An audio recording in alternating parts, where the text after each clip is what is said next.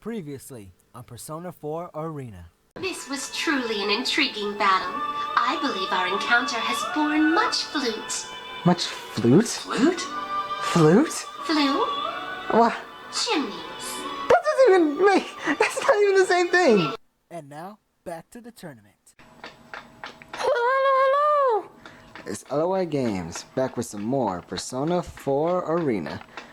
Where we last left off, we had to fight another girl, I believe her name was Elizabeth, and now we continue onward through our journey. And there we go. It seems that the number of invisible walls has decreased. Could this mean that the end is near? Just as I think that, I hear a familiar voice. That was Miss President's voice. It was coming from the door to the announcement room. I finally made it. I opened the announcement room and rushed inside. You're finally here! Hello, Sensei! Congratulations! How does it feel to have won the P1 Grand Prix? Pretty good, you know, I've always thought I was a champion of stuff. The general smirks at me as I pass through the door. Behind him, Miss President and Rise. When the two of them see me, Miss President looks confused while Rise's face lights up with joy. There you are, Senpai. You're late. I'm never late. The hero always makes his own time. I have to stay cautious of the general, but I signal to the girls that everything will be fine. The general is closer to them than I am. I can't afford to make any reckless moves just yet. And there's one more thing I need to know. Teddy, where's Nanako? Where is she? I look around the announcement room, but Nanako is nowhere to be found. The general's face distorts with an ugly glee. Nana-chan's right here. See? Slowly, the general extends his arm that was held behind him. And there was Nanako. Nanako! Oh, thank God you're okay. Oh, thank God. Her arm was clutched to her chest. Clutched to her chest, and she slowly takes a few steps towards me, obviously frightened. Nanako! Come to me, please, Narukami. After taking a step forward, I noticed something bizarre. The general disappeared. For a brief instant, my full attention had been focused on Nanako, but the general has been standing directly behind her. But now he's gone. How could he have done something else that quickly, right in front of me, without me noticing it?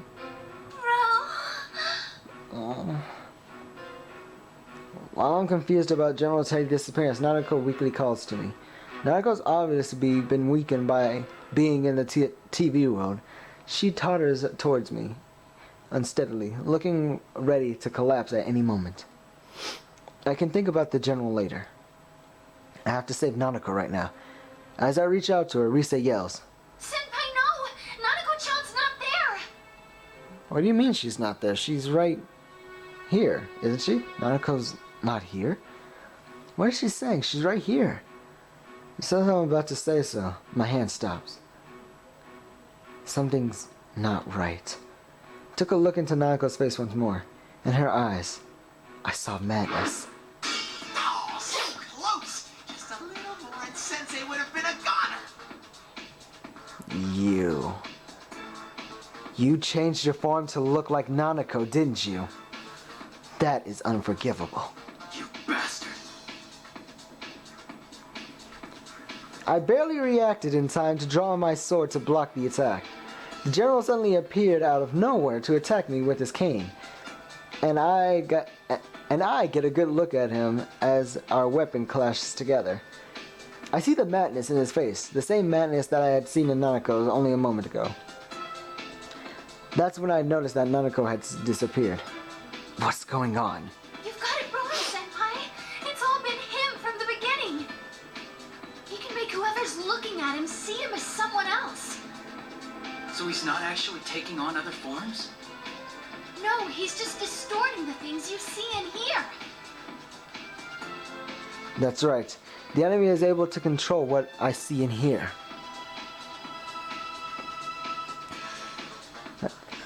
I realized that after all the battles I had had today, but seeing Nanako had me forget all that. The general laughs at this. It's hard for me to show someone who isn't here. But you actually saw this Nanako girl? You're hopeless. Just like how my friends hadn't actually gone crazy before our fights, Nanako had never been brought into this TV world in the first place. The appearance before me is fake. He distorted our senses all to make us suffer. But, just as I thought, he couldn't deceive Rise's persona abilities. That's why he kidnapped her, to keep her from warning us during his tournament. Now that I know that, I pushed the general's cane away and jumped back toward the girls in order to distance myself from him. Good. Now I'm between them and the general. I then looked straight at the ones behind this bizarre situation. Who in the world are you? You still can't tell? Seriously, the level of intelligence around here. I'm much smarter than you. Fine then. Here. Get a good look. I'm looking. Well, I'm looking, alright.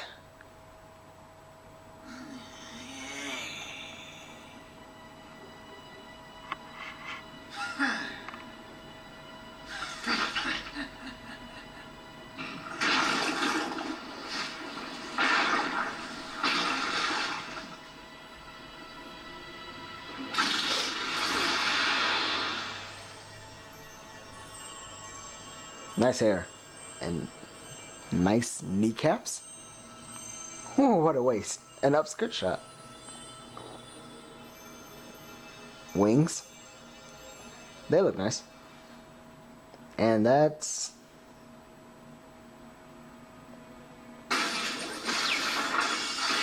Oh. That's not wings, that's a battle axe. Wow. Never saw that coming. What a smile. I am a shadow. The true self. Yeah, from the start. That's my face. That's who you are, I believe. I saw metal limbs, golden eyes, and a ponytail. And a mirror image of Miss President's face, even though she was standing behind me, trembling. You wanted to see what I am, didn't you? Why does she look like me? That's its true form. That thing is your shadow. This is a shadow? She really came from inside me? Everybody has to go through this. Michelle tries to calm Miss President down, but the girl shakes her head in denial and squeezes her eyes shut. While Miss President refused to look at the mechanical-looking being, I now understand what's going on. Because isn't the first time I've seen a robotic girl before, all the facts match up. The way that she's able to run so fast without so much as breathing heavily, even in the TV world, the sense of wrongness that I had when Miss President had asked me about killing my friends, the way she avoided telling me her name, the superhuman strength when she hit Chie, and that incredible jump to get away from us, and the Shadow's ability to interfere with the senses of other people. Just as Margaret has said, all the pieces of the puzzle were laid out before me. They've all come together. And now, I can see the truth. She is indeed Labrys. Labrys, another weapon with a heart, stolen by someone unknown and thrown into the TV world, created this school and forced us to fight our friends. This deep-rooted depression regarding her past memories, all of this took the form of Labrys' shadow, who manipulated everything here. Labrys, don't look away. If you don't accept her, she'll get even stronger. In order to get your persona, in order for us to get our persona, we had to go through the same thing. Miss Labris only shivers when I call out to her. There has to be some reason why she believes that she was student council president. But that's just a disguise. More for herself than for us. No matter how comfortable it is, it's only there to cloud her eyes from the I truth. don't know what your past was like. You must have had some painful memories. No matter what, all pasts have painful memories. We have memories that we want to forget, but we have to accept those memories. We wish that we could forget them. We wish that we couldn't have done things back then. But you have us with you now. We're going to get you out of here. I call out to Labris while looking on the shadow. A shadow is the darkness within a person's heart. Unless it is accepted by the person it came from, it will never disappear for good. But with that in mind, all we can do now is watch over her as she accepts this darkness within her. We'll have to protect her when the shadow goes berserk and try to kill her. But Labris continues to shake her head and tremble violently. My words aren't getting through to her. You hear that, me? Your friend is trying to tell you something. He doesn't understand at all. His thoughts are so hopeless and naive. Everybody's naive once in a while. But this isn't naivety. This is actually brain and intelligence. And also, we're not going to give up. The shadow laughs cheerily. It continues to smear more poison into Labris's heart. You made them feel my pain. What it's like having to murder one another. You had to kill? That sadness and pain and anguish. Everything went black, and I was always left alone. I'm a weapon. A machine made only to fight. No human can understand my suffering. Stop! I've had enough. I'm human. I'm not like that. Labris, this isn't good. I settle into a fighting stance, ready for anything, though I have a good idea what's going to happen. Oh, you're still clinging to that. Then take a look at what you really are. Shadow Eye gleams with golden light. The change begins immediately.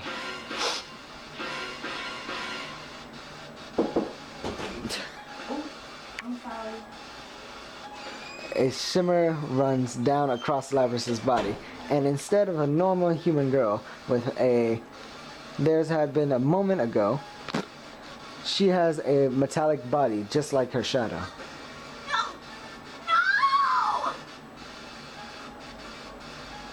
No! Labris loses all composure and scratches her arm, trying to tear away the metal that had appeared. But there was more to her chains than just her arms. Her legs, waist, chest, even her head. Everything was not covered by her clothes. Everything that was not covered by her clothes was now obviously mechanical. The reality that she didn't want to face. There are no words we can say to her. No matter what we say, reality won't change. Labris falls to her knees and finally mutters the words I was dreading she'd say. To be continued. Well. Welcome to the Velvet. Oh, okay, I see. This place. Kanji and Teddy stories are now available. Confirming. And matter. Now then, why don't you introduce yourself? Can I continue it? It didn't give me the option to save. It didn't give me really the option to save, really. Lend me your strength. If I press that, would that start it over? I think it would.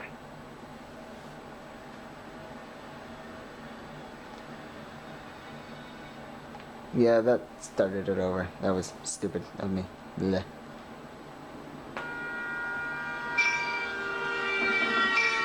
Okay, so I guess that's the end of that. Unless I could to the Velvet do Room. something else.